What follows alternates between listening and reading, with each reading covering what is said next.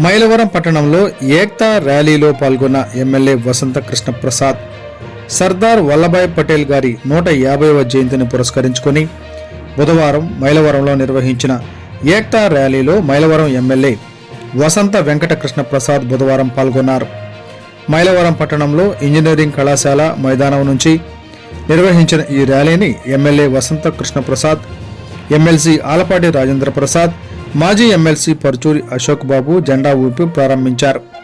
ఈ సందర్భంగా ఎమ్మెల్యే వసంత కృష్ణ ప్రసాద్ మాట్లాడుతూ, భారత చరిత్రలో సర్దార్ వల్లభాయ్ పటేల్ పేరు అనగానే దృఢమైన సంకల్పం, అజంచల నాయకత్వం, దేశ ఐక్యతకు ప్రాణాలు అర్పించిన వ్యక్తిత్వం గుర్తుకొస్తాయని తెలిపారు. స్వాతంత్రం వచ్చిన తరువాత కూడా విడివిడిగా ఉన్న అనేక సంస్థానాలను భారతదేశంలో కలపడం వలన భారతదేశ సమైక్యతను కాపాడడంలో ప్రముఖ పాత్ర పోషించిన స్వాతంత్ర సమరయోధుడు, ఉక్కు మనిషి సర్దార్ వల్లభాయ్ పటేల్ జయంతిని భారత్ ఏక్తా దివస్గా జరుపుకుంటారు అని తెలియజేసి భారతీయులు అందరికీ శుభాకాంక్షలు తెలియజేశారు.